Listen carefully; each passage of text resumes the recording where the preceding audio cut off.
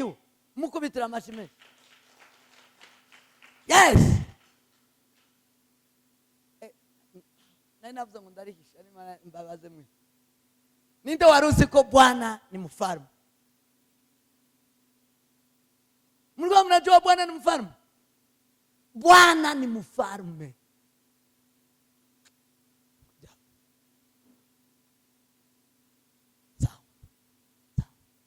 Wewe kisu.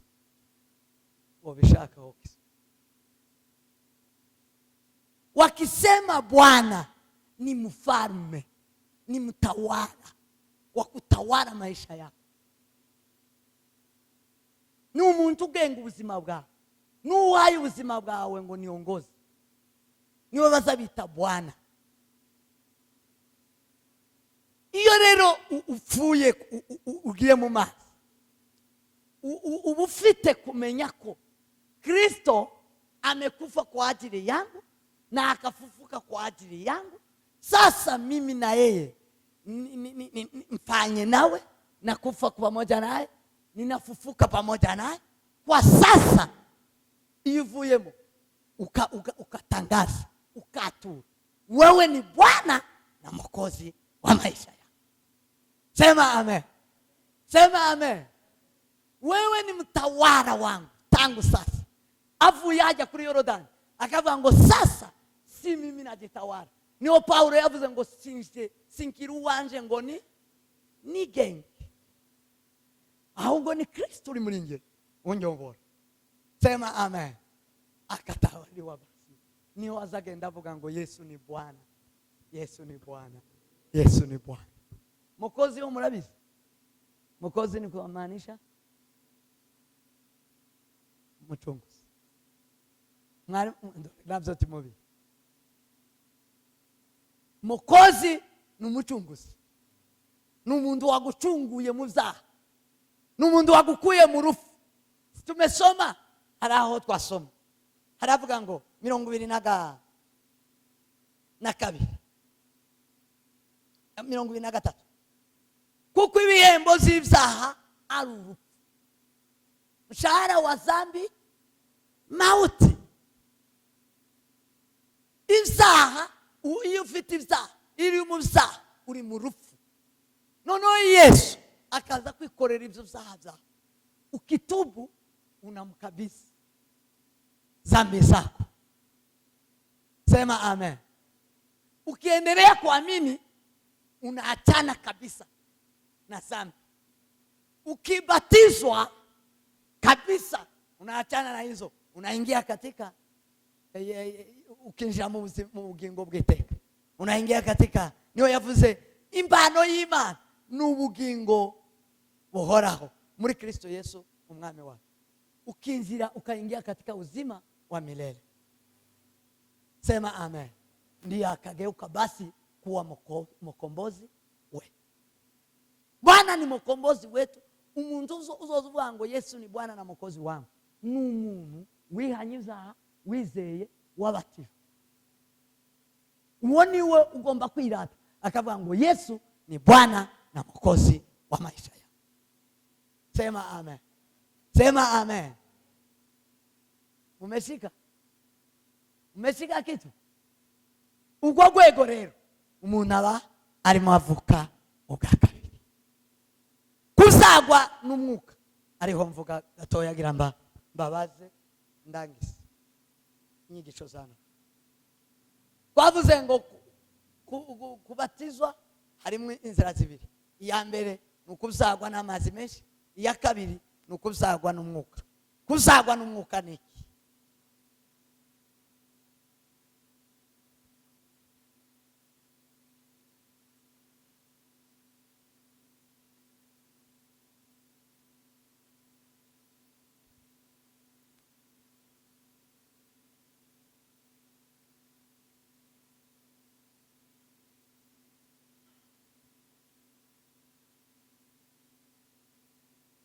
Mumeandika hiyo? Kuzagwa n'umwuka.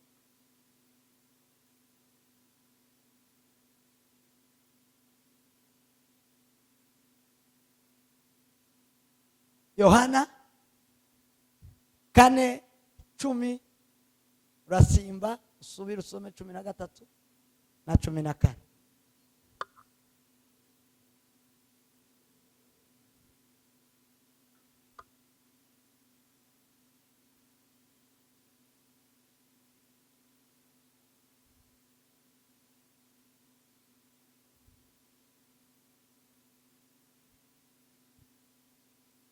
Yohana 4:10 Yego. aravuga ngo Yesu aramusubiza ati iyaba waruzi impano y'Imana.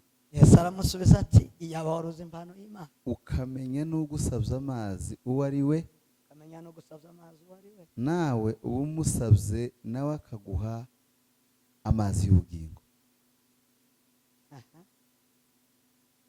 Undi ati databuja kudafite icyo uvomesha n'iriba rikaba ari rirerire, none se ayo mazi y'ubugingo wayakura he? Mbese ye uruta sokuruza Yakobo wadufukuriye iri riba, kandi akaba yaranywaga amazi yaryo ubwe n'abana be n'amatungo ye. Yesu aramusubiza ati umuntu wese unywa aya mazi azongera kugira inyota, ariko unywa amazi nzamuha ntazagira inyota rwose iteka ryose, ahubwo amazi nzamuha azamuhindukiramo isoko y'amazi adudubiza kugeza ubugingo buhoraho. Izamuhindukirira isoko y'amazi adudubiza kugeza ubugingo buhoraho. Yego. Nuko ugeze ku murongo wa kangahe? 13. 14 niyo ndangije. 14. Yes. Kubatizwa mu mwuka. Kubatizwa mu mwuka number 1. Kubatizwa mu mwuka ni guhorana inyota y'ubwami bw'Imana, ugashira inyota y'ivyisi.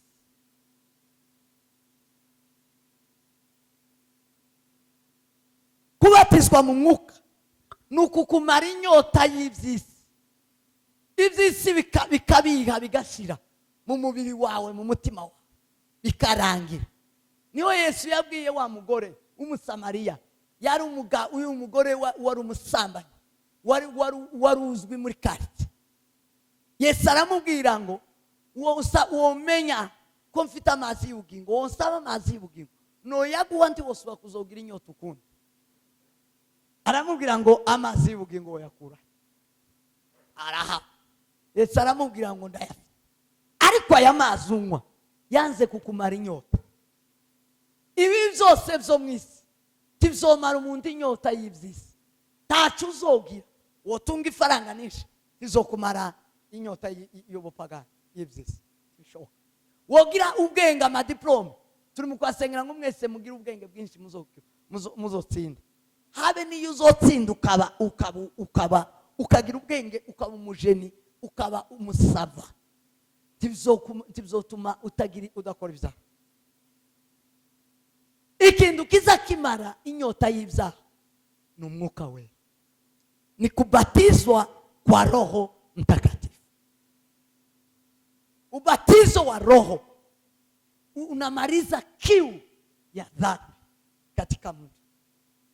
Mumuntu inyota y'ibyaha igashira ikarangira, izirangizwa no kubasha kubatizwa mu mwuka. Kandi uwo mwuka nta wundi uzubatiza. Yohana yarabivuze, aravuga ngo iyo arabatiza mu mazi menshi, ngo ariko uba arimo hagati azababatirisha iki? Umwuka n'umuriro. Iyo nayo tuzobivuga, umwuka n'umuriro. Nukuvuga ngo aravuga ngo uwo muntu ngo tiyo hawezi kugusa, ndiyo gera no kubirenge bye ngo apfundure imishumi. Uwo ni nani alikuwa anaongea? Yes. Yesu ni uzutanga, ni uzubatiza mu mwuka. Sisi twebwe tubatiza mu mazi, ubatizo wa Yohana. Unakuja unatubu na kusamehe dhambi, inakubatiza. Ariko kukubatiza mu mwuka ni Yesu Kristo. Yeye ndiye ubatiza kwa Roho. Niwe wabatije uriya mugore w'Umusamariya. Wa mugore aremera ngo namweza amazi y'ubugingo. Amazi y'ubugingo ni ijambo ry'Imana. Sema amen. Sema amen. Sema amen. Kubatizwa mu mwuka ni uguhorana ijambo ry'Imana mu buzima bwawe.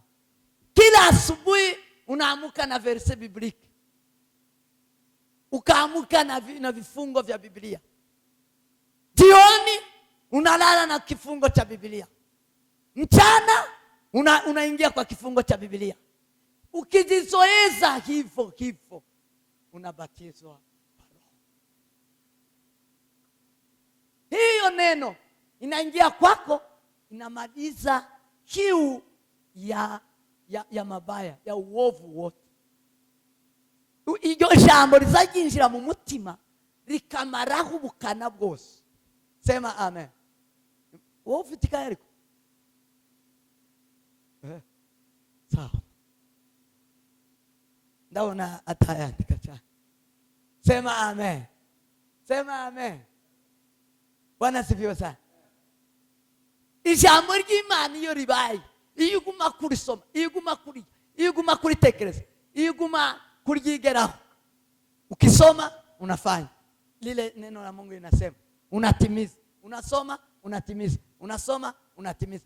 Hilo neno ukilikubali kwa moyo wako, likifika linamaliza kiu ya uovu, izarimara umutima cyangwa inyota y'ibibi muri wowe, igashira. Unazoea njia yo kwezwa, njia ya utakaso. Uzoama umenyera inzira yo kwezwa, kubesha kuba kukibaye muri wowe, kama umuntu wejeje kupitia neno. Sema amen. Vuga ngo amen. Ibitekerezo byawe zabyera bikozwa, umutima wawe ukozwa, n'umubiri uzowamuca. Ukubonye wese azayamabona kuri Umukristo. Niwaambia sina bayi ndani, nikiwa kwa soko pamoja na ndangamye na ngaruki. Wari turi kumwe bose bakaza bandeba abacuruza muri supermarket. Ndababaza Monique, barambwira ngo ko turakureba ko turabona Umukristo. Wowe ni pastor. Nari nambaye bisanzwe. Ko tureba ukuntu unatasa urasa neza. Urasa n'Umukristo. Uri Umukristo. Ijambo ry'Imana ikomeje kugwira muri wowe, uzuba mu banyeshuri bakamamenya ngo uri n'Umukristo. Huyu ni Mkristo, huyu ni kujifanya, huyu ni ujanja. Habe ni sura ya izisa neza. Ubwo ijambo ry'Imana. Sema amen. Vuga ngo amen. Vuga ngo amen. Kubatizwa mu mwuka nuko Yesu amuheza ijambo. Yesu akumupa maji, alimupa maji. Alikuwa na maji, alikuwa na kisima. Yamuhaye iki? Ijambo. Alimupa ijambo, neno. Aramubwira ijambo, aramubwira ngo wowe uri umunyabyaha. Wowe uri umugabo w'abagore, umugore w'abagabo bangahe? 6. N'uwa 7 suwa. Ahabahawe yaja arihana ngo yihana. Yesu aramubatiza mu mwuka. Yesu amuha umwuka w'Imana. Umwuka w'Imana umuzaho, yama yiruka aja kubwira abandi. Arahindukira kuva uwo munsi kugeza none. Icyo gitatu tumuvuga yarakishijwe, amebatizwa kwa Roho. Inyota y'ababaga irashira, inyota yabijya byaha byose yahoragamo irashira. Arahinduka yahindukishijwe no kubatizwa mu mwuka. Bibiri iravuga ngo umugezi w'amazi y'ubugingo azahora dudubiza muri we. Nukuvuga ngo ijambo ry'Imana rizahora ridudubiza muri we. Ijambo, neno la Mungu, kila asubuhi, kila mchana, kila jioni, ni neno linachipuka ndani ya moyo wako. Ijambo ry'Imana uko niko kubatizwa mu mwuka. Sema amen. niko kubyagwa. Ndakoresha iryo jambo kubatizwa, lakini kwa kanuni ya kibiblia mu Kiheburayo si kubatizwa, ni kuzaliwa. Turi ku ijambo kubyagwa, msingi w'Umukristo, si ndio? Kubatizwa mu izina ryayo sindabigeramo. Ahanga ni ukubera ko hariho uko tuba twita kubatizwa. Ubundi mu Giheburayo uku ni ukuvuga ngo ni uguhambwa, kwibizwa. Mu Giheburayo ubundi bavuga ngo ni ukubatizwa. Iyo ugiye kuri Yorodani bavuga kuja kwinikwa mu mazi, kuja guhambwa. Yes. Kubera ko kubatizwa bitandukanye n'iki, nzobabwira kubatizwa mu mwuka ni yindi ntambwe nayo iri imbere. Sema amen. Kubyagwa rero mu mwuka, kubyagwa mu mwuka, Kristo ni uzara abantu mu mwuka no mu muriro. Sema amen. Kubatizwa kwa roho na soma mudusomere. Kubatizwa mu mwuka no mu muriro. Matayo 3:11. Jeho ndababatirisha amazi ngo mwihane, ariko uzaza hanyuma yanjye andusha ubushobozi, ntibikwiriye no kumutwaza inkweto. Ni uzababatirisha umwuka wera n'umuriro.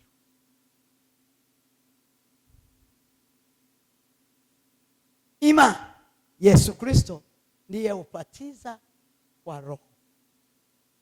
Kwa roho ni neno lake, ni kumalizwa kiu. Ni wumva unatamani cyangwa kumva urachifuza ibyaha, cyangwa bavuze ngo umuntu yacuruje yakoze gutya arunguka cyane, wamara nawe ukaja kubikora.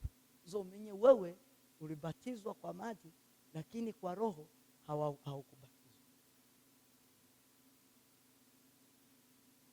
Kugira ngo umubatizo wuzure neza ni kubatizwa kwa maji mengi na kubatizwa kwa roho, ndiyo wewe unakamilika kuwa mwana wa Mungu. Kubera ko igitangazo cha nyuma yuko wabatijwe ni umwuka wera, yuko uri umwana w'Imana ni umwuka wera. Yesu anapotoka kwa maji, Yesu avuye mu mazi, Yohana amaze kumubatiza, alitoka kwa maji, Roho Mtakatifu akaja, si ndio? Umwuka wera araza nguja ku bitugu bye, uravuga ngo nguyu mwana wanje ngunda kandi ngamwishimiye. Shaka iryo jambo, wewe umesinzia.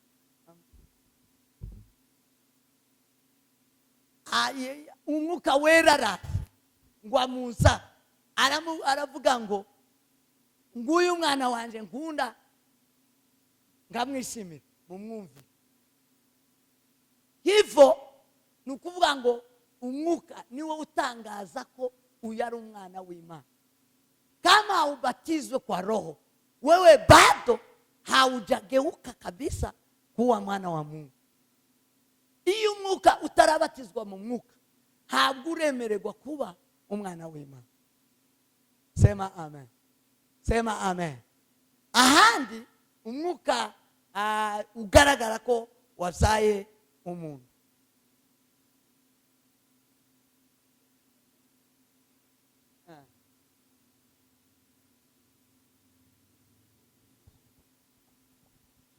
Matayo 17:5. Yego. Aravuga ngo Matayo 17:5. Mwandike hizo. Akivuga igicu kirabakingiriza, ijwi rikivugiramo riti, nguyu mwana wanje nkunda, kamwishimira umwumvire. Aho na kabiri. Shaka hambere avuye mu mazi. Ya na kabiri. 3:17. Soma. Aho ngaho twari dushaka kunyi. 3:17. haravuga ngo Mm. maze ijwi rivugira mu ijuru riti Maze ijwi rivugira mu ijuru riti, nguyu umwana wanjye nkunda nkamwishimira. ukianzia juu kidogo. Yesu amaze kubatizwa, Yesu amaze kubatizwa, uwo mwanya ava mu mazi, muri uwo mwanya ava mu mazi, ijuru riramukingurukira, ijuru riramukingukira, abona umwuka w'Imana amanuka asa n'inuma, abona umwuka w'Imana amanuka asa n'inuma, amujaho. maze ijwi rivugira mu ijuru riti ijwi rivugira mu ijuru riti, nguyu umwana wanje nkunda nkamwishimira. nguyu mwana wanje nkunda nkamwishimira. Amen. Hiyo ni roho. Hiyo ukibatizwa kwa roho, ni lazima Roho Mtakatifu amaanishe, atangaze, aseme ya kwamba huyu amekwisha kuwa mwana wa Mungu. Umwuka wera w'Imana nutabatizwa mwuka wera, wewe bado si mwana wa Mungu. Cyo gituma Paulo yavuze ngo abayoborwa n'umwuka w'Imana nibo bana. Ni katika kitabu cha Warumi 8:14. Abayoborwa n'umwuka w'Imana abo bose nibo bana b'Imana, ni wale waliozaliwa na Roho Mtakatifu, wote ni wana wa Mungu. Niko wavuga? Soma 16 cyangwa 14. Soma. Icyongereza yaravuze ngo for all who are led by the Holy Spirit of God are the sons of God. Yes. Murumvishe mwese icyongereza?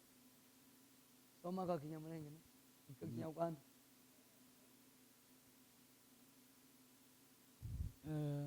abayoborwa n'umwuka w'Imana bose, Abayoborwa n'umwuka w'Imana bose nibo bana b'Imana. abo nibo bana b'Imana. Amen. Yes. Abatavyawe n'umwuka w'Imana abo si abana b'Imana. Icya kabiri, Matayo, kuvyagwa n'umwuka. Matayo 1:20.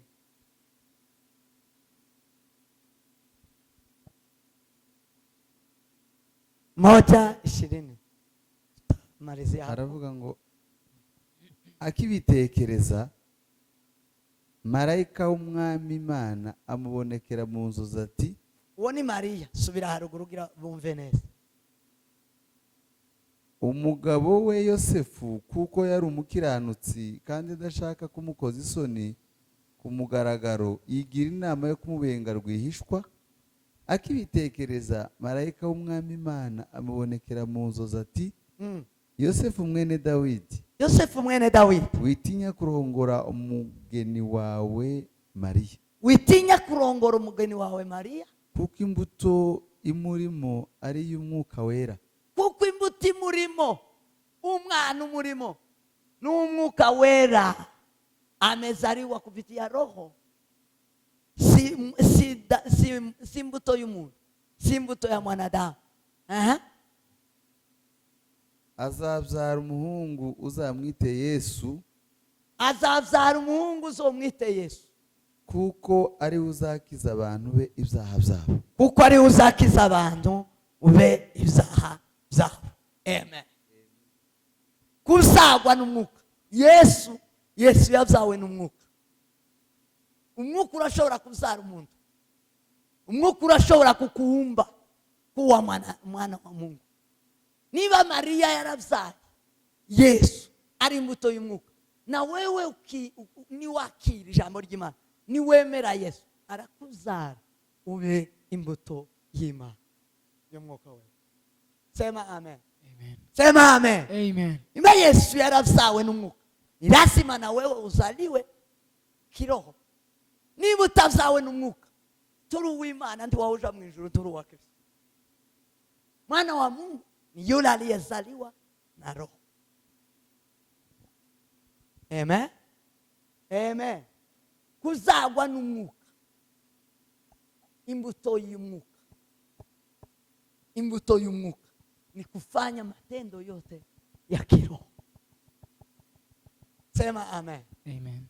Kufanya matendo ya kiroho.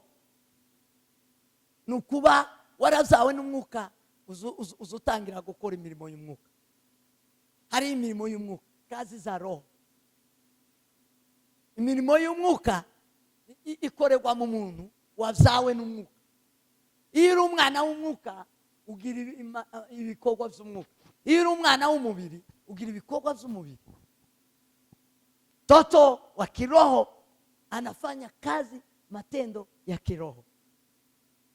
Ibikorwa by'umwuka biragaragara. Ni imirimo myiza yose. Ngo n'ingeso nziza zose.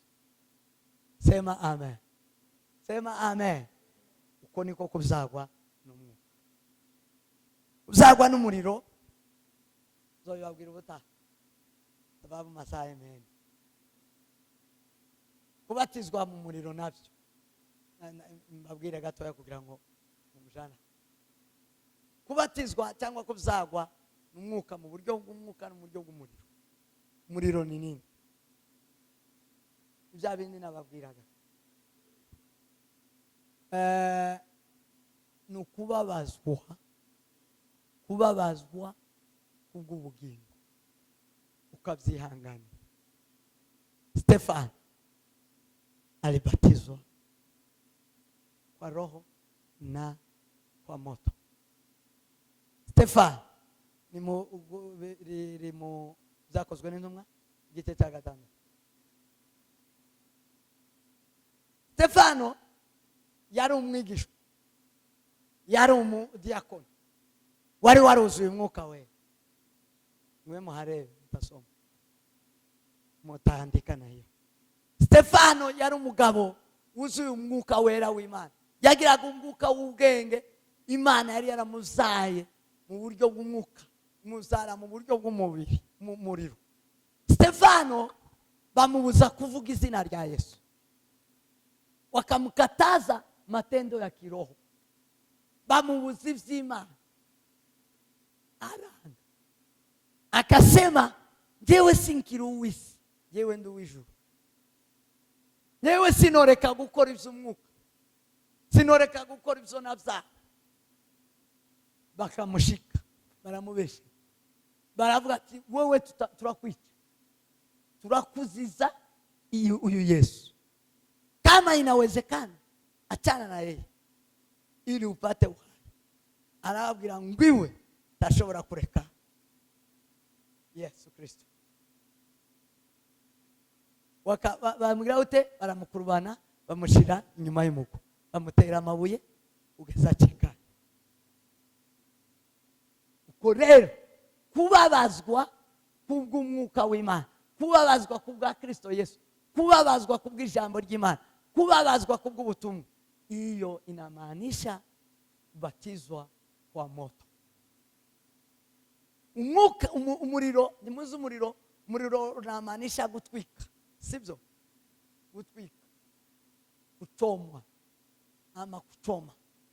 Ni kintu cyose kiguchoma, kikubabaza kubwa Kristo. Iyo unabatizwa, iyo uzihangane ukabikomeza, unabatizwa kwa moto. Amen. Tunabatizwa kwa moto. Ibyaha biza biryohera umubiri, ariko iyo uzanze ugashinyiriza umubiri ukababara, hivyo umebatizwa kwa moto. Sema amen. Sema amen. Hiyo ndiyo ubatizo ulio kamili. Hiyo ndiyo msingi wa kuwa Mkristo. Kubatizwa ni itegeko. Nikimalizia, ni itegeko ry'Imana. Kuzagwa bwa kabiri, ibi mvuye kuvuga byose nikifanya nikimalizia conclusion. Ibi byose tuvuye kuvuga ni itegeko ry'Imana kubari mu isi. Umuntu wese ushaka ubwami bwo mu ijuru, ni itegeko kugira ngo akore ibi tuvuye kwiga. Matayo 28 18 mpaka 19. Matayo ibice 28 ku 18 kugeza ku 19. Kuzagwa ubwa kabiri ni itegeko ku mukristo wese, ku muntu ukeneye kuba umukristo, umuntu ukeneye ubwami bw'Imana. Ni lazima, ni amri y'Imana, ni itegeko ry'Imana, ni itegeko ry'Imana. Ni lazima ukitaka ufalme wa mbinguni uzaliwe mara ya pili, upitie kwa haya yote tunayoyajifunza. Kama upitie kwa haya, habe niyo woba nde, habe niyo woba warageze.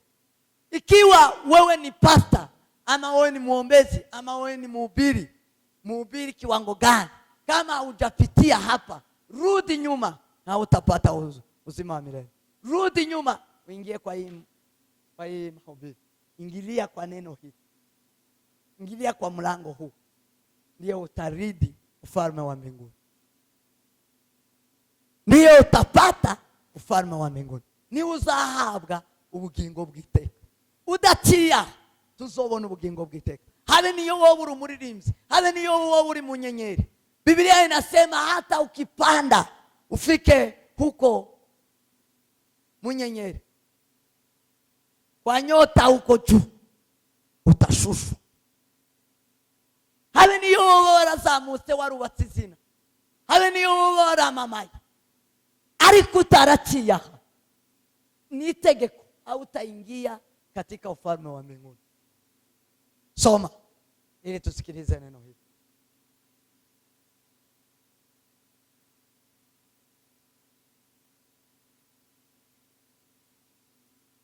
Matayo 28 ku murongo wa 18. Nuko Yesu arabegera avugana nabo ati, nahawe ubutware bwose bwo mu ijuru no mu isi, nuko mugende muhindure abantu bo mu mahanga yose abigishwa, mubabatiza mu izina rya Data wa twese n'Umwana n'Umwuka wera, mubigisha kwitondera ibyo nababwiye byose, kandi dore ndi kumwe namwe iminsi yose kugeza ku mperuka y'isi. Amen. Subiramo. Nuko Yesu arabegera avugana n'abati, nuko Yesu arabegera avugana n'abati, nahawe ubutware bwose mu ijuru no mu isi. Yo ni itangazo yarabaha. Nahawe ubutware bwose bwo mu isi no mu ijuru. Nuko mugende muhindura abantu bo mu mahanga yose abigishwa, abaheza recommendation. Nuko mugende, nuko ni kusema conclusion. Aravuga ngo rero nyuma y'ibi byose igisigaye, mugende muhindura abantu bose bo mu isi, mubahindura abigishwa. mubahindura abigishwa, mubabatiza mu izina rya Data wa twese, mubabatiza mu izina rya Data wa twese n'Umwana n'Umwuka wera, n'Umwana n'Umwuka wera, mubigisha kwitondera ibyo nababwiye byose, mubigisha kwitondera ibyo yababwiye byose, kandi dore ndi kumwe namwe iminsi yose kugeza ku mperuka y'isi. none ndi kumwe namwe iminsi yose kugeza ku mperuka. Kuna mambo matatu ni ngombwa ayo magambo Yesu yasize avuze wagomba kuba. Amagambo atatu muri iki giti. Ijambo rya mbere ni ukugenda mu mahanga yose. Ni lazima injili takatifu itembee ulimwengu mzima. Ni ngombwa ngo ubutumwa bwiza buvugwe, kandi ubutumwa bwiza buvugwa ni ukwihana ibyaha. Ubutumwa bwiza, ubutumwa bwiza, ubutumwa bwiza bwuzuye. Andika ako kakitwa ubutumwa bwiza bwuzuye. Aho uzomenya ko ari ubutumwa bwiza, nando hariho kwihana ibyaha, nando hariho kugaruka k'umwami Yesu. Bavuga kugaruka k'umwami Yesu, hariho kwihana ibyaha, ariko gupfa no kuzuka kwa Kristo, hakabaho no kugaruka k'umwami Yesu. Biteguye kugaruka kwa Yesu. Iyo ndiyo injili takatifu.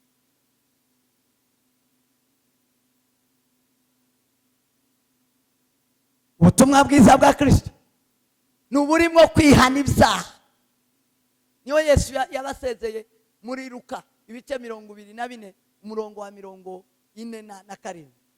Arababwira ngo mubwire abantu bose kwihana ibyaha no kubabarira. Iryo jambo yabasezeyemo.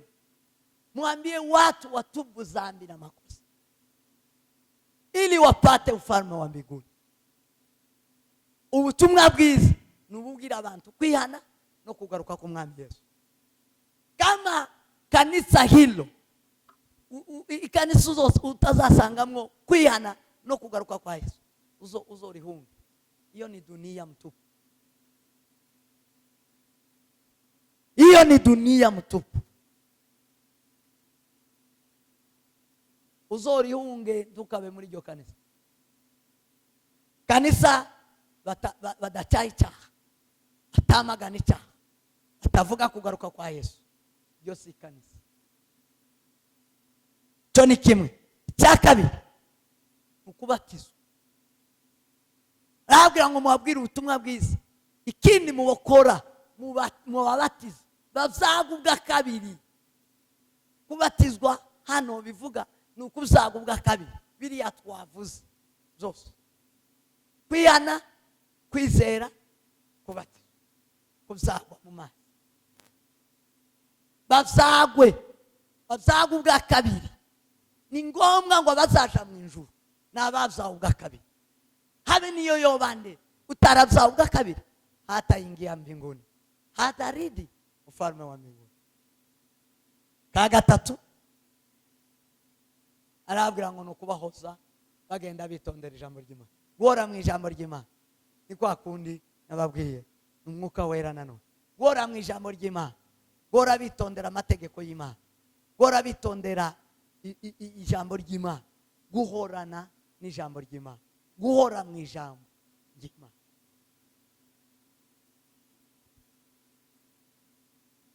Rero kubwo gusoza izi nyigisho zacu, kubatizwa kuzagubwa kabiri ni itegeko ry'Imana kubazinjira mu bwami bwo mu ijuru. Abariko mwandika kuzagubwa kabiri ni itegeko ry'Imana kubazinjira mu bwami bwo mu ijuru. Matayo igice cya 3 umurongo wa 14.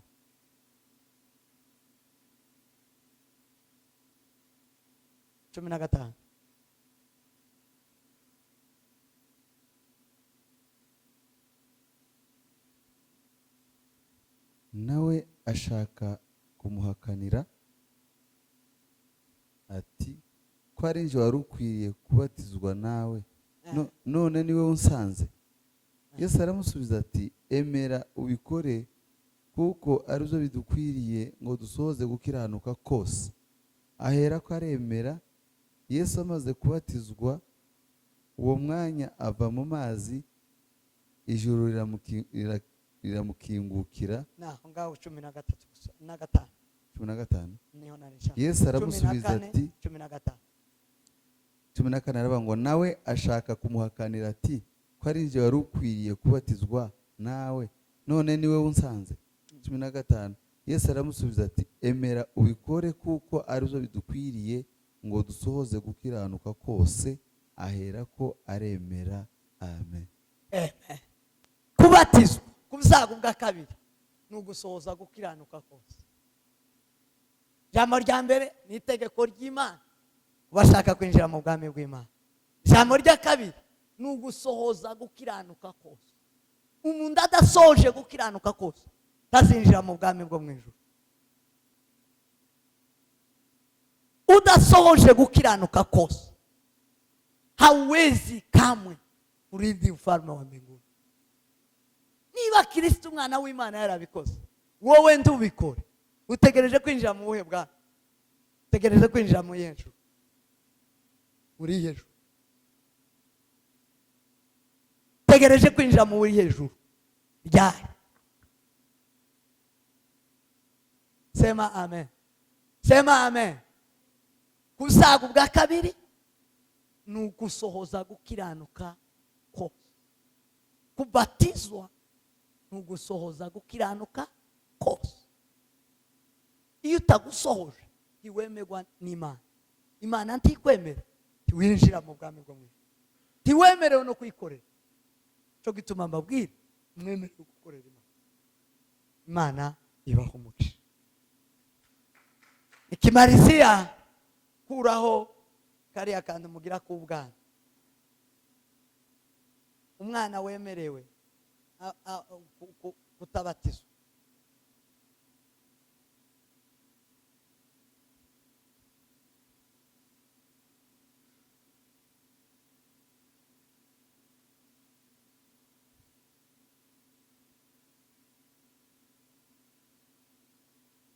Umwana wemerewe kutabatizwa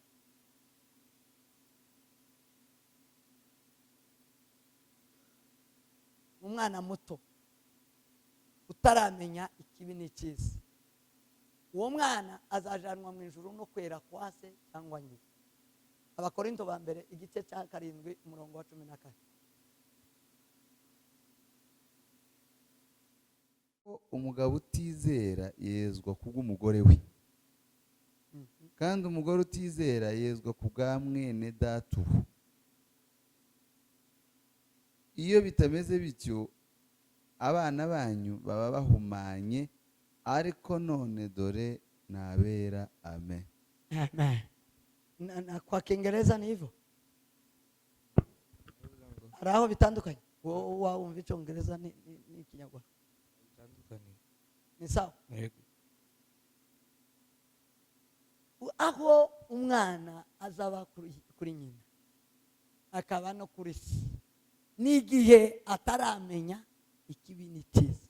Iyo umwana amenya ikibi n'icyiza, aho anajisimamia yeye mwenyewe. Tubona mwebwe mwese mbambona mupfuye mutabatijwe, mutagiye muri no gahunda y'ubumana, muzoja muri amudaridi ufalme wa Mungu. Mwebwe ndi mukiri kuri baso na banyoko. Si mnajua ikibi n'icyiza? Simuzi ikibi n'icyiza? Hata ujifanye unakijua, sababu wewe uzikumva, uzigucahwa. Ugucashe urahita wumva, ukubujije urahita wumva, icyo bagushigikiye urahita ucumva. Iyo umuntu ageze kuri ubwo rwego, ni lazima achukue kila anapashwa kuingia ndani. Nukuvuga ngo mwebwe mugira uamuzi, mufite amahitamo yo guhitamo icyiza cyangwa mugahitamo ikibi. Icyo gihe ndacanyoko ndacyaso uzozira, tuzozira icyaha cyaso na nyoko, iso na nyoko nabo bazazira icyaha cyaso. Iyo umuvyeyi, abavyeyi bo barabapagana, abana baba bahumanye. Iyo akiri umwana arahumanye, uwo mwana si uwa Gikristo. Ariko iyo akuze akamenya, ahita ava mu muvumo wa se na nyina, agafata uwe. Akiamua kufanya mema, anaenda mbinguni, kandi se na nyina bakaja kwa Satani. Iyo umwana akiri muto yarazawe na se na nyina b'Abakristo, akiri muto nawe agendera kuri se na nyina mu Bukristo bwe, arezwa ku bwa se na nyina cyangwa ku bwa nyina cyangwa ku bwa se. Iyo amaze gukura akugwa kuri se na nyina, ariko iyo akiri muto apfuye ajanwa mu ijuru. Sasa nyinyi nta numwe wojanwa mu ijuru na se cyangwa na nyina. Nicho gituma ni lazima muamue kumfuata Yesu, kuingia katika njia ya uzima ama kuingia katika njia ya mauti. Ni mwebwe muhitamo kwinjira mu bugingo bw'iteka, kuko murayafite amahitamo. Muzi ikibi n'icyiza. Inzira yo kuvuka ubwa kabiri ni uguhindukira ukava mu bibi iteka ugashaka ubugingo, ukabyagwa n'umwuka wera. Aya mahitamo ni ayanyu, kuguma mu mubiri no kuguma no kuja no mu mwuka, kuguma kubyagwa rimwe cyangwa no kubyagwa kabiri. Ni amahitamo yanyu, kuko nyinyi muna uamuzi. Mwebwe mufite amahitamo. Cyo gituma abagomba gukorera Imana ni ababyawe n'umwuka. Abatavyawe n'umwuka ntibemerewe gukorera Imana, ko murarushwa n'ubusa. Amen. Amen. ubwa kabiri rero nzababwira ababatijwe n'umwuka uburyo baza bakorera Imana. Imana ibaho umugisha, Mungu awabariki sana. Turashoje. Kuna swali cyangwa njewe mbabaza?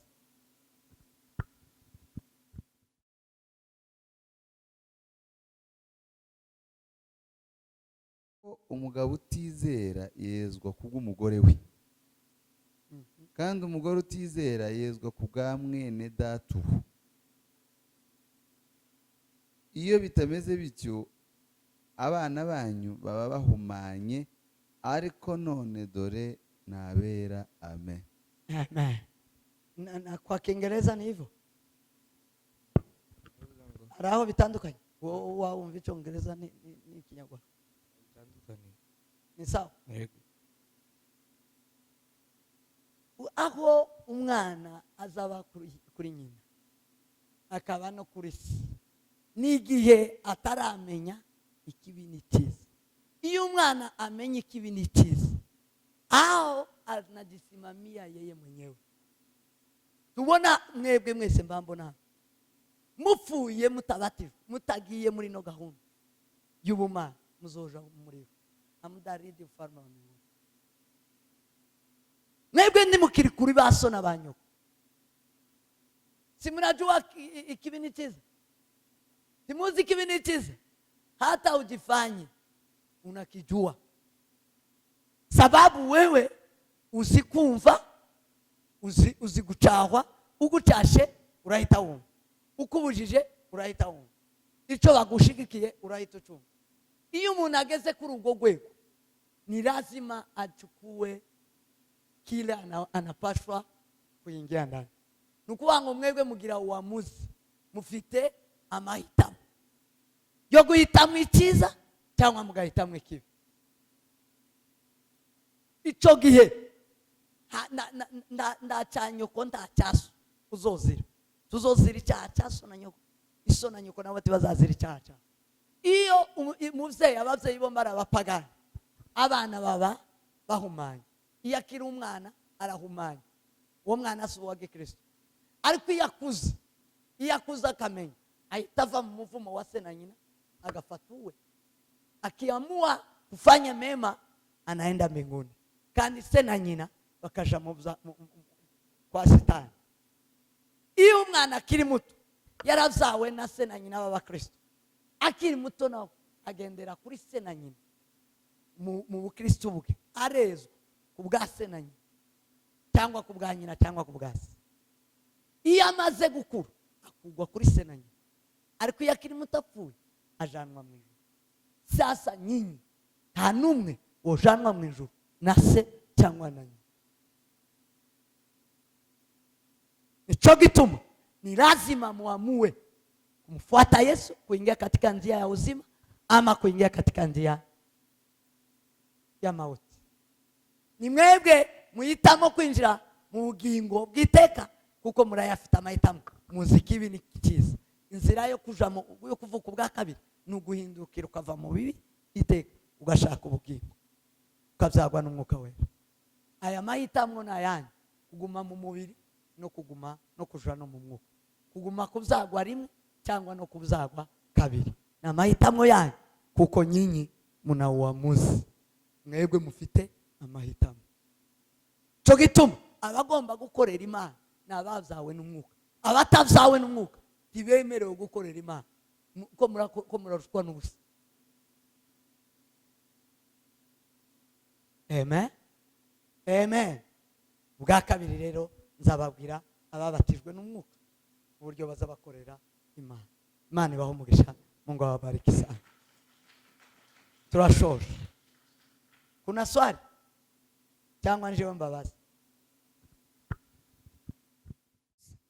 None kuvuga byo byose tuzadukora hano imbere n'ubusa imbere y'Imana. Yes, tsamubikorera abantu. Kumana mujazari wa mara ya pili, kufuatana na bijya nabigishije, bikurikiranye n'ibyo nabigishije. Niba bitari byo, ibyo muzamukora muzamubikorera abantu, muzamubikorera Imana. Amujazari wa mara ya pili ili mufanyike kuwa wana wa Mungu.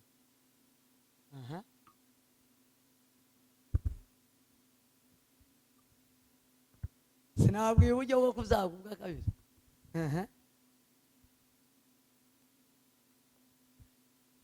Unaridhika? Mwese icyo yabajije muracumvishije? Murarizise? Fuata neno, msifuate ibintu by'amadini. Mukaza mukurikira ibintu by'abantu, mukurikira ibintu bya Bibiliya.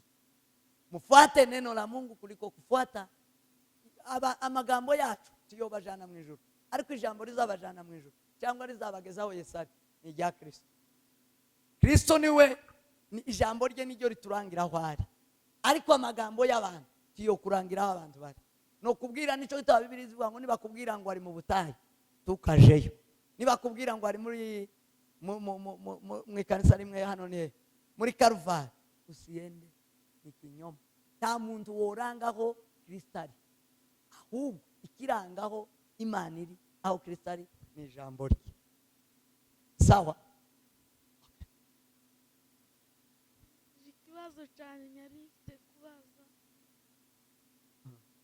Ese iyo wabatijwe warangiza ko mu gitabo cy'ikanisa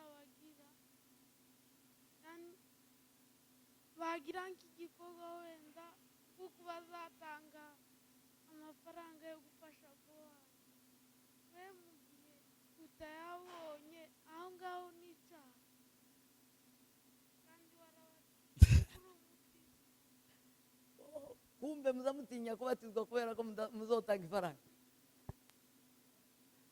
Muzamutinya kubatizwa kubera ko muzotanga ifaranga. Kubatizwa ntitubatizwa kugira ngo tubone uburyo dutanga ifaranga. Tubatizwa kugira ngo tuje mu bwami bwo mwijuru. Tubatizwa kugira tuzagubwa kabiri kugira ngo twemerwe n'Imana. Tuzagwe n'umwuka tuba abana b'Imana. Imana tiyo kubaza icyo udashoboye gukora. Imana ntizogusaba icyo utari ukwiye gukora. Utagifitiye ubushobozi. Izokubaza icyo ufitiye ubushobozi. Kuko ni ukubesha wabyawe n'umwuka. Amen. Amen. Uragushoboza. Pawulo yaravuze ngo dushobozwa byose na Kristo duhi. Imbaraga yaguhaye rero nizo ugomba gukoreshamo Imana. Nta cyaha rero mu mbaraga ataguhaye mu bushobozi bwawe.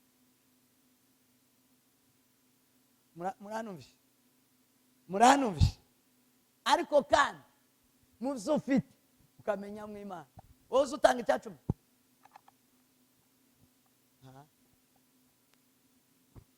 Icyo ufite ugomba kugikorera mu Imana. Kimwe nuko ibyo ufite muzamubikoresha Satani, muzamubikorera mu mubiri.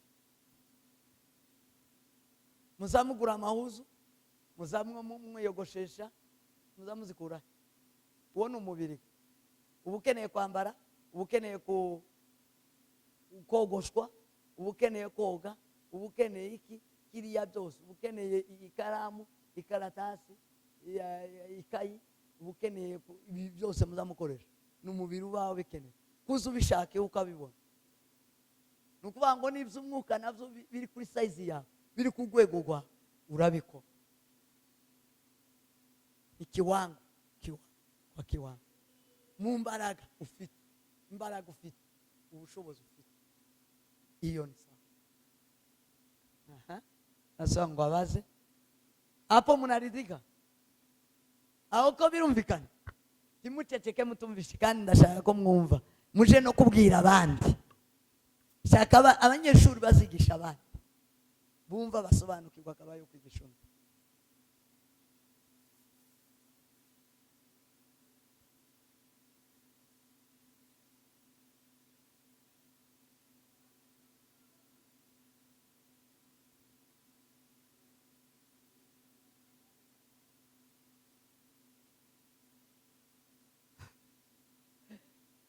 Mwamva mwebwe ko mutaramenya ibintu byinshi.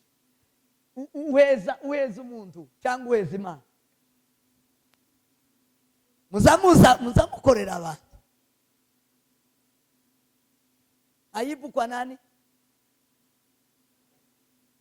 Aibu kwa nani?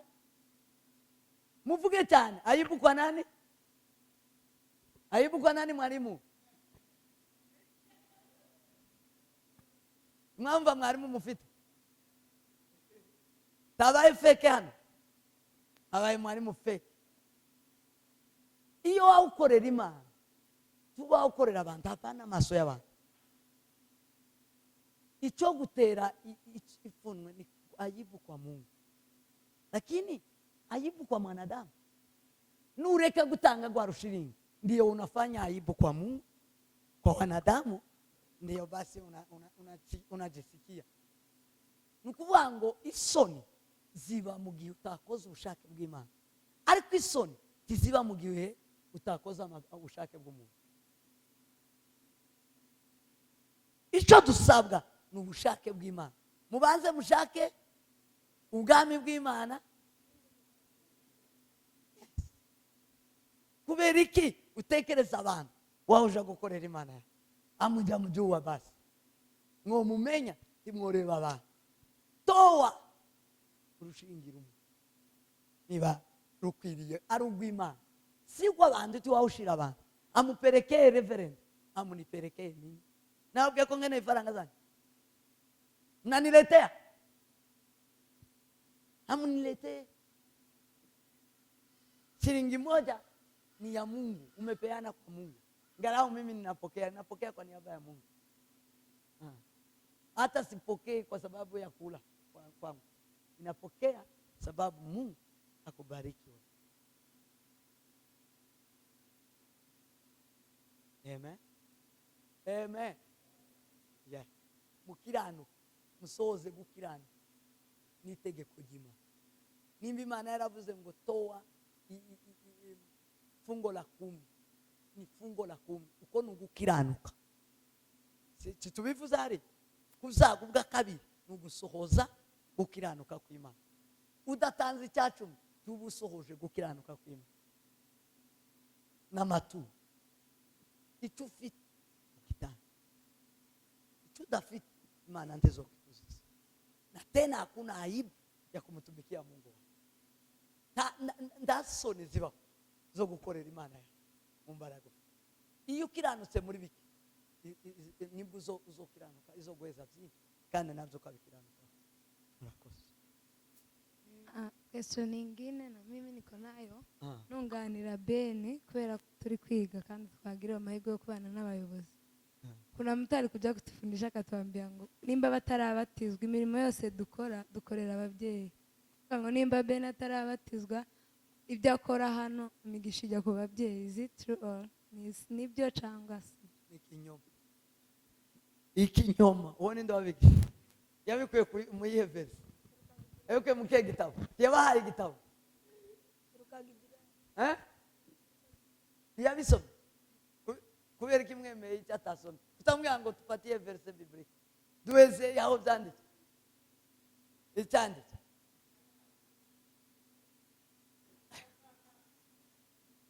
Basimuseme mumwache na mimi simtaki.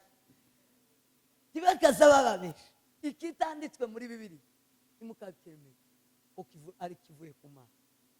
Kivuye ku Mana cyose iri biblique ni cyuzuzanya n'ijambo ry'Imana. Ubuhanuzi nyakuri, inyigisho nyakuri nizuzuzanya n'ijambo ry'Imana. Ibyo ukora ntabwo ubikorera kuri so. Apana. Ahubwo umuntu aba umugisha w'ababyeyi. Umuntu ni baraka. Umwana ni umugisha w'ababyeyi. Iyo umwana yitwaye neza ubwo rugo rwose rugira umugisha.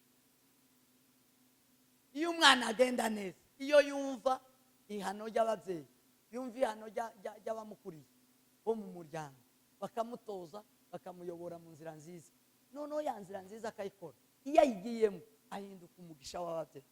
Bibiliya iravuga ngo umwana, soma Yesaya na Zaburi. Mwarebe Zaburi 127 murongo wa 3. Undarebe Yesaya 66 murongo wa 9. Zaburi 127 127 mstari wa 3 na 4 wa 4.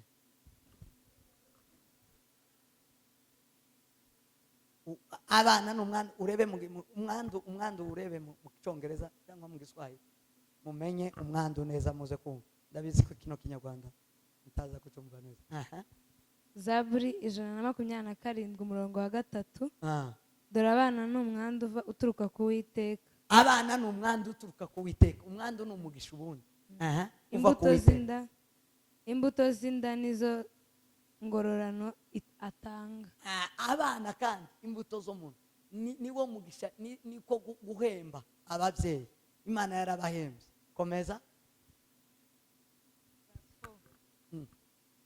Nk'uko imyambi yo mu ntoki z'intwari ni nako abana bo mu busore bamera. Donc ni ukuvuga ngo ababyeyi bawe iyo bagufite, iyo wahindutse umwana mwiza, iyo bagufite biza bimera nka kujya kumwambi mushale uri mu ntoki y'intwari. Intwari ni ukuvuga ngo nigwaniranesha.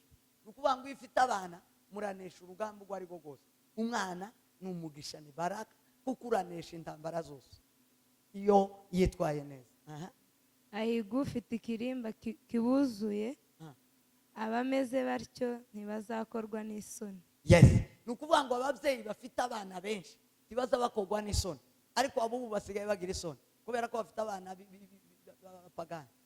Bizoba byinshi bimugora, ariko abana benshi batumye ababyeyi badakorwa n'isoni, batagira ifunwe, baguwe neza, nta soni zibateye. Ubu uzuhesha iyo muri benshi mwanya muhesha ababyeyi banyu agaciro, kutagira isoni. Uko bazavuganira n'abanzi babo mu marembo. Ikindi bazabarinda ababyeyi, bazarinda ababyeyi bakagwanira n'abanzi. Icyotera umubyeyi niwe uzi ukigwanira naco iriya ku muryango. Ni ukuvuga ngo azagwana n'ubukene iriya ise ntabubona, akazayiga akazanira se, akazanira nyina, abeshejeho ababyeyi biwe. Uwo niwo mwana umugisha. Umwandu ni iki kwa Kiingereza? Bavuze ngo heritage. Umurage. Yes. Umwana ni umurage. Umurage ni baraka. Umwana nimwitwara neza muri umugisha w'ababyeyi. Apana ibyo mukura, itwara neza. Ukuvuga ngo nimwitwara neza nijyangira kinguka y'imigisha yo hirya no hino. Uzogirira so umumaro, uzogirira nyoko umumaro. Uri uw'agaciro mu muryango. Umuryango uzokwishimana, uzokunezererwa, tuteye isoni, umeze neza, mwitware neza, ubwo muzohinduka umugisha mu rugo. Yesaya umurongo w'I9. 66 ku murongo w'I9 haravuga ngo mbese nzatuma batwita ne gutuma babyara, nibyo Uwiteka abaza, ko ari nje utuma babyara n'abazibinda, nibyo Imana yawe ibaza. Yes. Ukuvuga ngo abana baturuka ku Mana. Imana nizituma mama wanyu batwita, nizituma babyara. Imana niyo yatumye muvuka, mwebwe yatumye muvuka kugira ngo ibahe umugisha. N'Imana yatanze abana nubwo yagize umugisha, ariko ibyo akora mu ikanisa si ibyase gusa. Ari umupagani ntaho bize, ntaho bizabijaho.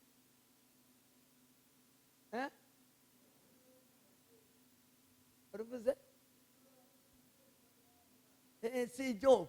Ni ukuvuga ngo rero niba uri umupagani iso ndaco habona, nawe ndaco uri kubona, kubera ko utari mu murongo w'ubushake bw'ijambo ry'Imana, ubushake bw'Imana. Yes. Ari uwundi?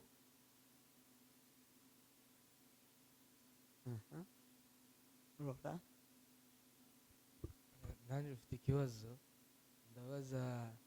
Hano twasomye mu Baroma ibice 10 ku murongo wa 17. Yavuze ngo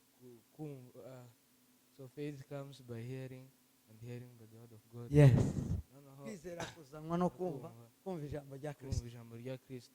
None ikibazo nari mfite muri ino si nyine dutuyemo, hari ahantu ubutumwa bwiza butaragera, hari n'ahantu batarumva ko kugira ngo winjire mu bwami bw'Imana ari ukuvuka ubwa kabiri.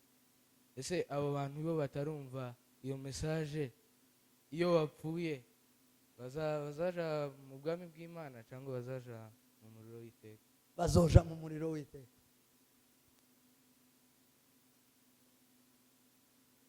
Tibazize kutamenya. Abraham yabwirijwe, yararemwe gusa, Imana imuremera kureba, aritegereza, afikiria, avuga ngo hariho Imana ibyo ari byo byose. Kubaho kwanjye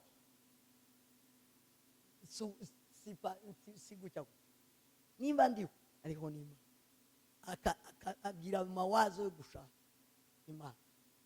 Noneho agize ibyo bitekerezo byo gushaka Imana, Imana iramwiyereka. Yule anayetamani kumjua Mungu kupitia kuumbwa kwake, kupitia kuona ulimwengu, kuona hivi byose kunivuga butumwa, hivi byose kupitia hayo ni lazima amujue Mungu. Akifikiria hayo, ubwongo bw'Imana ihita imwihishurira, yamwihishurira akabahawe ubutumwa bwiza, agakira. Atumva akazaja mu muriro. Ariko ubutumwa bwiza bukwiriye isi, ubumba bwiza, ubutumwa bwiza bukwiriye isi. Amaradiyo buravugwa, nabanga kumva amaradiyo, amateleviziyo, ibyogajuru, ibitabo byinshi byaranyanyagiye ku isi. Ukuvuga ngo ubutumwa bwiza bwaramamaye, ahubwo ababwumva uko banavuziya kubera ico nta yindi nzira, hakuna njia nyingine ya wokovu, hakuna kuingia uzima wa milele, hakuna njia nyingine, ni kumfuata Yesu Kristo, ni kusikiliza neno, ukumva ijambo ry'Imana kagize. Mbabarire ndacabaza, ndabaza kuko wavuze ngo imirimo yose twakoze ngo ni ubusa, none bigomba koko tubatizwa nidutangira gukora imirimo myiza n'Imana izemera? Wumvise kubatizwa uko ariko ugende wumve kuriya twavuze kubatizwa kubyago bwa kabiri, uzaliwa mara ya pili. Ndujane kubatizwa gusa, iyo ni ijambo ryoroheje, haina uzito. Mujane kuzagwa ubwaka, utavza ubwa kabiri, yote unayoyafanya ni bure, bure kabisa. Taho hari, taho biri, bure. Ukifa unaenda kuzimuni, bure mtu. Ibyanditswe mu gitabo cy'ubugingo ni iby'ababyawe ubwa kabiri.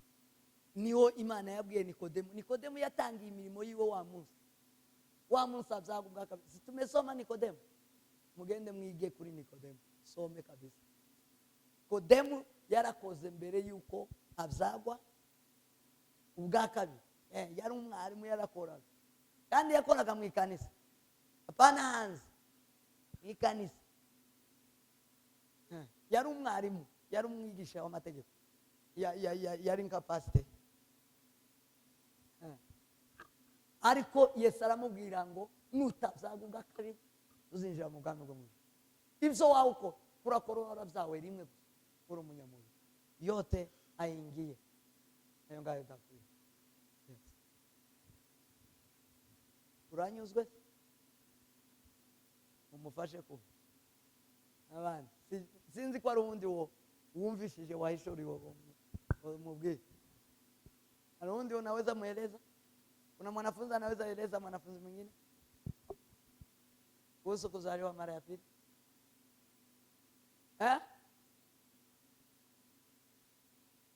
Sawa. ufite ikibazo? Aha.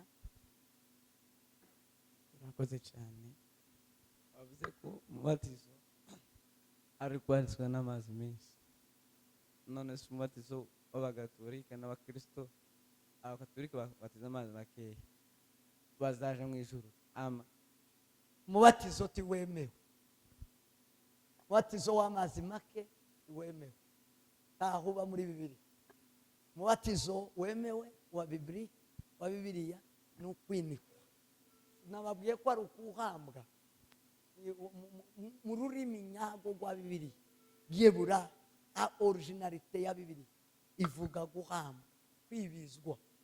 Rero urumva ajya amazi no kwibizwa, none babikura biriya ni iby'abantu si iby'Imana. Akubariki. Yes. Arundi? Aha. Kujya abayisilamu bazavuga ngo bemera Imana ariko batemera Jesus, bazaja mu ijuru. Aya tibazaja. Bibiliya iravuga muri Yohana 14 iravuga ngo inzira ni imwe gusa, inzira y'ubugingo ni Yesu Kristo. Yeye ndiye njia ya uzima wa milele. Soma Yohana. Niwe nzira n'ukuri n'ubugingo, ntawuja kwa data amujyana, ntawuzajya kwa data atamujyana.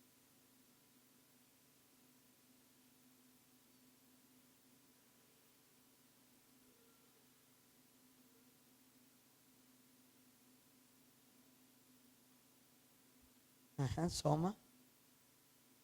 avuga ngo Yesu arababwira ati nije nzira n'ukuri n'ubugingo, ntawuja kwa data ndamujanye. Yes. Ni jongi. Ego. Yesu niwe nzira n'ukuri n'ubugingo, ntawuzaja kwa data atamujyana. Zamwumva Bibiliya cyane. Ubabwiye ijambo wese mubwire ngo zana ibyanditswe, ukurikire ibyanditswe, tabariki basa hao hawataingia kwa Mungu. Aha. Rundi.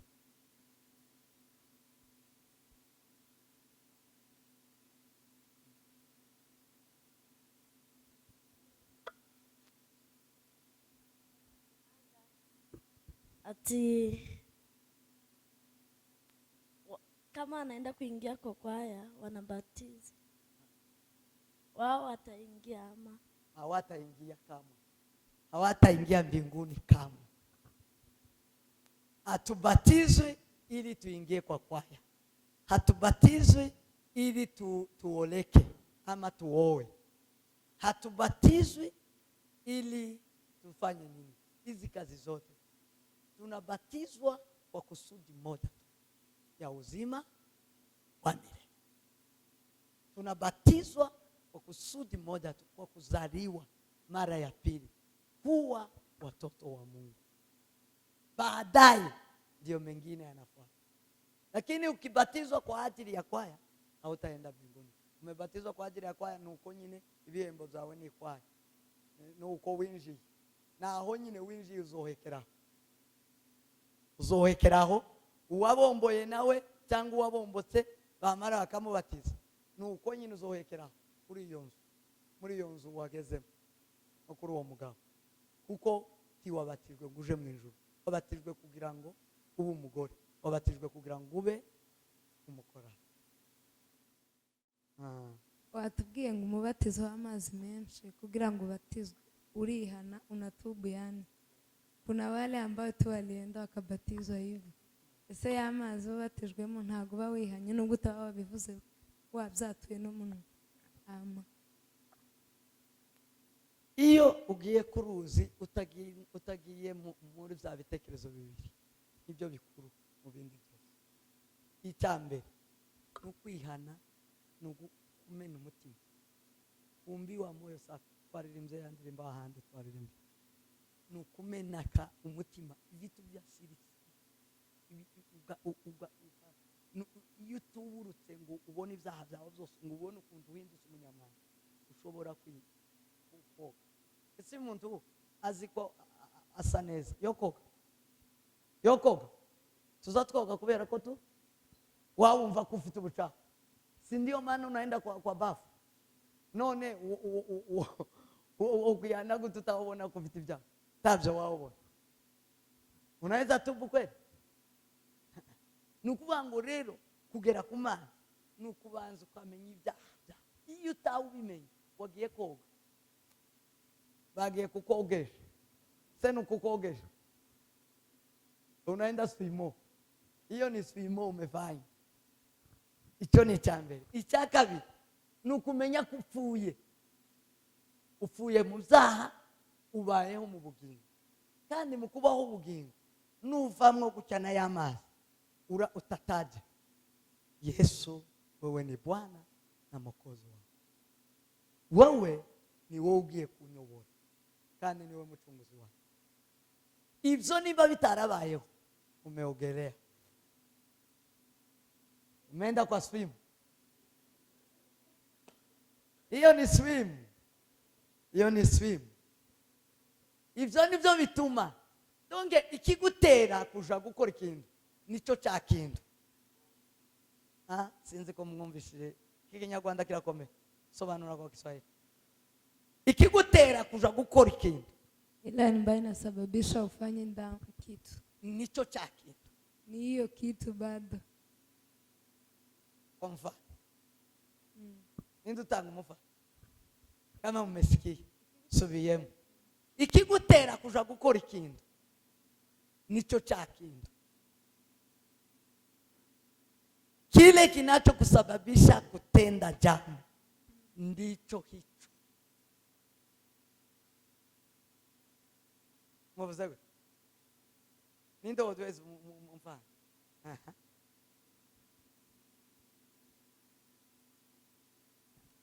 Tuseme kama wa muntu wabomboye, nimba nyine ashaka, yasabye imbabazi ashaka gushaka, biramutera ko abanza kubatizwa kugira ngo agere ku bukwe.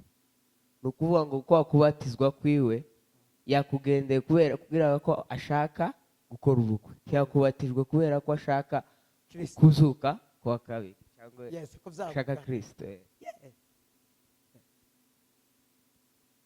Kubera ko mutarabomboka kandi mutarabombora, timubyumva. Iyo yabivuze mu ikanisa rya mu gitondo niho ubukumva.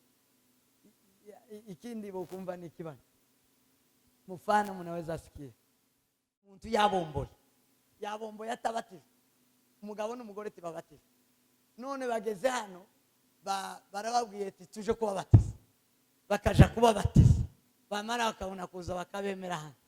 Ni ukuvuga ngo bariya icyabateye kubatizwa ni ukubaka urugo, ariko uriya mubatizo si uwo kuja mu bwami, si uwo kuzagwa ubwa kabiri ngo bazoje mu nia iliyo kusababisha kwenda Yordani. Iliya nia itari ibingibi twavuze bivaye muri Bibiliya. Biriya niwo mubatizo wawe. None uwo mubatizo uremewe, unakubalika kweli? Barienda swimo, muje kubatizwa neza. Mwe mwabatijwe gute? Wabatijwe gute? Wabwire story. Tubwire ukuntu wabatijwe tuweze ubuhamya. Acha tusikilize ushuhuda wa mtu mmoja ama wawili waliobatizwa. Nje naririmbaga muri korali toya y'urusengero, noneho abakorali bakuru noneho abenshi baje ku ishuri. Korali nkuri sigaramo abantu bake,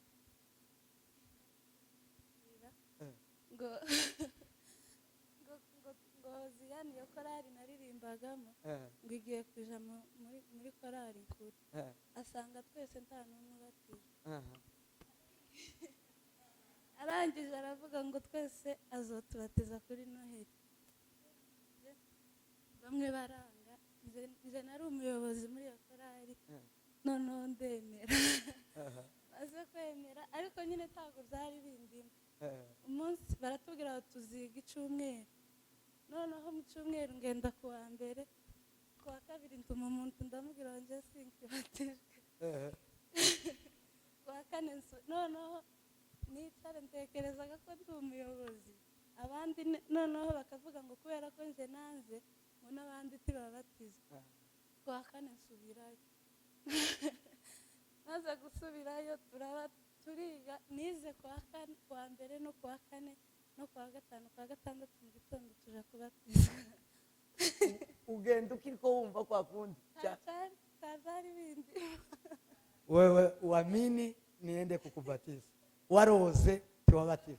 Uriya mubatizo tiwemewe, nuwo kuja mwikorari nkuru niho waheke. Iyo ndiyo niya basi, nico cyakindi nabwiye ngo kigutera gukora kiriya nico cico kintu. Ushuhuda nanje narimba mwikorari ntoya, warangiza abantu nyine bamaze kugenda benshi, rugura abantu bari bakunda kubunga, bamare baratubwira ngo kuvuga ngo tuje mwikorari nkuru, tuzoza tuje nyine ku mikutano ngo tubatizwe. N'abantu bariko baguma gupfa, hari habaye intambara, umuntu yafata abatije bakamagenda gusa bakamuhamba ntibagira icyo bavuga. Noneho natwe tugira ubwoba twama tubatizwa. Tiwumva rero aba bose bakwiye kubatizwa. Waamini Yesu, wabzagwa ubwa kabiri, bishimire kubzagwa ubwa kabiri, kuishi maisha ya kiroho ya utakatifu, bawufiringe babyiyumvemo, nyamara ni kukubatiza. Sasa aba bombi ni kimwe namwe, mkiamini na mukuje niende kuwabatiza. Kiongozi atupe ushuhuda. Yes.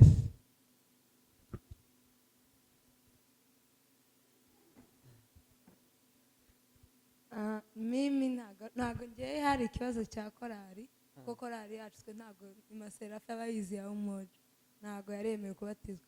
Intumwa niyo yanyandikishije ngo mbatizwe, sinzi ngo nabatijwe kubera n'ubu sinabimenye ubu nyine, ariko yarananyandikishije. Njyewe sinasengaga na mu gitondo, nsanga yaranyandikishije, ndagenda ndabatizwa ari Christmas yari Umuntu. None nuko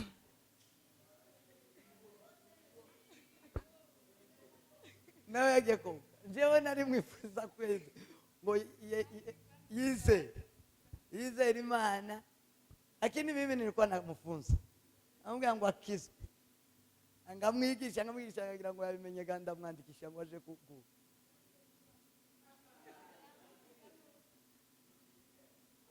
Urumva nije wabatijwe nje wabatijwe kwa niaba yake, gusa we yarangendeye, yarabatijwe kwa niaba yangu, nia ilikuwa yangu si yake. Nukuvuga ngo nije wabatijwe, none rero uzoje kubatizwa. Agenda bitekereze bijanye n'ibyo mwumvise, kwa iyari yenu, kubushake kubwo kumva kuba umwana w'Imana, kubwo kumva kuba umwuka we bibasemo. Mkiamini, Biblia inasema wakiamini na wabatizwe, naamini na wabatizwe. Nimwizera muzoze mbajanije ko mwakira ijambo ry'Imana. Gitambara no gukenyera tibivuga kuri umugore. Ibyo wakoze wambaye igitambaro unakenyeye iyi myenda y'abagore tibivuga kuri umugore wabasinzira cyangwa wabega cyangwa waba. Nukuvuga ngo mupaka igihe uzoshakira nawe, iyo udashatswe tiwo umugore, iyo utabyawe ubwa kabiri tiwokora imirimo y'Imana. Rero iyo wayikoze utarabyawe ubwa kabiri ni ikinyoma kuribesha, uranibeshera, nukubeshana cyacaba cyaco wigeze ukora. No kwiriza, no kwiriza, kuriya tuzatwiriza kwa kane kuri ya mirimo. Uyu n'ubu ndarumva njia ni moja tu ya kuzaliwa mara ya pili, niri utazaa ubwa kabiri. Ibyo ukora byose ni hanze y'umurongo, ni inyuma y'umurongo. Nyuma y'umurongo, nyuma ya Kristo, nyuma y'umurongo wa Kristo nta kirimo, nta kizaba. Yose azasha, biranditse muri Bibiliya. Imirimo izogegwa. Iyo utakoranye ijambo ry'Imana yose izosha. Inandikwa kwa Bibiliya. Iyo utakoze bivanye n'ijambo ry'Imana yote itachoma. Hasigara imirimo yose wakoreshejwe n'ijambo ry'Imana n'ubushake wakoreye mu bushake bw'Imana. Iyo niyo tuzogororerwa tugahabwa ingororano. Yes. None ndicyari kuri aba bavuze ngo babatijwe batabyizeye. None se ubu nyine ku cyumweru bomwameza kandi bamenye uko babatijwe. Oya, bamwoye babimenye ubu nyine niho bakora icyaha. Yes, ubabarije neza cyane.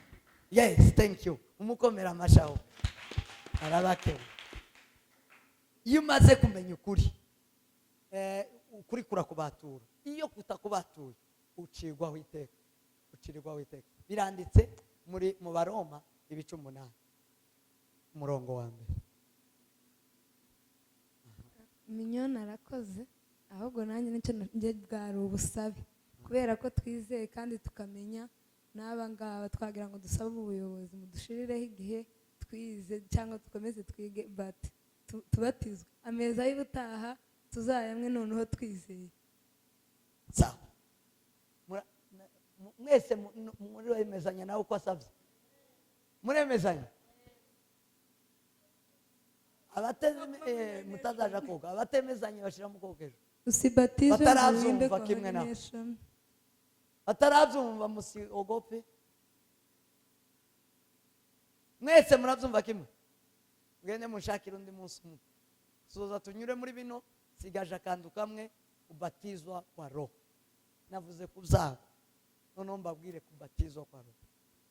Iyo umuntu amaze kuzaga ubwa kabiri ahabwa umwuka wera. Bimwe intumwa zahawe mu cyumba cyo hejuru, iriya niyo kubatizwa kwa Roho. Murabyumvisha kubatizwa kwa Roho? Ni nabwo mwemerewe gukora uno murimo muzamukora wa ordination kuririmba. Donge kuzaga ubwa kabiri ntimuragera ku kigero bwo kuririmba. None ni mubatizwa kwa Roho niyo mwemerewe kuririmba. Mugende mumpeze undi munsi umwe turangiza ako kantu nimara. Mwese abazizera uwo mugoro, niba tuziga tukageza nihazabakiriho ngaya masaha, ubwo nzaba mbapakiza mu modoka nije kubabatiza. Abazaba bizeye bemeye kuzaga ubwa kabiri bakemera no kubatizwa mu mwuka, nibo bemerewe rero no gukora umurimo w'Imana, ukemeye gukakirwa imbere y'Imana, ukawamanukato. Ico Abeli na Kayini ico batemezanyijeho, umwe yari umunyamwuka, yari mu mwuka, undi akaba mu mubiri. Noneho ibyo Kayini akoze, bose bari abakozi bakora mu nzu y'Imana. Ibyo Kayini akoze, yakoze ibibi byari byiza byose mu maso y'abantu, ariko kubera umutima wiwe utari mu mwuka, atari ajanye kimwe n'ijambo ry'Imana uko Imana ibishaka, Imana ikanga ibye, ikakira ibya Kayini biciye mu bushake bw'Imana, kandi bose barimo bakora. Muno mwikanisa hari abo Imana iza yakira ko ari abakozi bakoreye Imana, hakaba n'abandi Imana itakira ko ari abakozi bakoreye Imana. Nuko gusa bitari mu gihe cya kera ngo twama tubibona ubu, birindiriye umunsi wa nyuma. Nico kibazo rero cy'igihe cy'ubu. Nukuvuga ngo ibi bizogaragara umunsi wa nyuma utagifite uko wogaruka. Nukuvuga ngo ubu nyine utumvisha ijambo ry'Imana, umenye ko ibyawe bizohakanirwa uwo munsi, ukinjira mu muriro w'iteka. Rero mwebwe niba mushaka gukorera Imana, muracyashaka ordination, murashaka kuba abana b'Imana no kuba ordination, muamini na mubatizo. Bitari ko murabesha, ko muratubesha mukanibesha, muzamuza kuturirimbira. Okay, so majuzi nuwo mwanya gume tubona amasaha agiye, ariko hakuna kitu ingine mkiamini mnanipatia siku nyingine nikuje niwafunze nimara nzamambaja muzaba muza mufite amahozo abiri niturangiza kare namamba manukana no kuri Yorodani niwabatiza namara mutangira ubuzima busha bw'ejuru bwo kuba abana b'Imana. Okay. Hari uwundi mawani ubabwira ubutumwa bwiza gukuri nico nshinga kugira ngo ntimukabure mu bwami bwo mu ijuru. Icyo mbifuriza ni ukuba mu bwami bw'Imana. Icyo mbifuriza ni ukuba mu isi mufite no kuzoba mu bwami bwo mu ijuru. Ni kuba ibyo mukora bishimwa n'Imana, zakigwa imbere y'Imana, biwe manukato mbere za ndimukore iby'Imana bitoba manukato. Imone ikiza gituma impango iza yose mukayijamo. Icyo ni kibereka ko mudafite umusingi w'ukuri. Ufite Imana muri we azatoranya zibyo yo kwakira n'ibyo tokwakira. Ibihesha Imana icubahiro nibyo azajana. Ibidahesha Imana icubahiro byose azabijana. Azabyanga azabinena. Harimo umwuka w'Imana muri we uzumubuza uzumwangira. Nimba umwuka w'Imana utarakwangira ikintu ni ukuvuga ngo ndabyo ndawugira. Kandi niba nta mwuka w'Imana kuba umwana w'Imana. Ibije byose nicyo gituma baza bakomera. Ibije byose impararo n'impango ibyo satani ibyo amapepo yazanye ibintu byose by'abazimu n'abadayimoni ibintu n'ibitindi byose bikaza mu isi bizabizi wakanga kabyanga nibo ba Daniyeli baza banga no kurya bakavuga ngo ahubwo boribwa ni titurya ibi byo kurya tibyeje tibirimo Kristo tibirimo kubaha Imana bakabya ni umwuka w'Imana umwuka w'Imana nuko barakijijwe by'ukuri tibaza bakira ikintu cyose kandi bamara bakabaho mu isi baza bamara bagategeka bajya wapagana. Iyo bamaze kwihanganira ibyo byose Imana izibazamura izayamibakuza bakajiri bagategeka babapagani bose bakabana. Nta mukristo ukuri ukena cyangwa wo burubwenge tibibaho aziyima byinshi ariko umunsi data azamuha azategeka bajya bose azabaga ba Daniyeli barabategeka kandi batari no mu gihugu cyabo azabagira umugisha kubera bari kumwe n'Imana. Imana ikabakomeza mu nzira. Imana izikomeza uwo yahamagara izikomeza uwi ifite uri muri yo izimukomeza ikamutsindishiriza kugeza ku munsi wo kwinjira mu bwami. Imana ibaho umugisha. Yesu abagirire. Uve hasi rero dusenge tukimarisiya.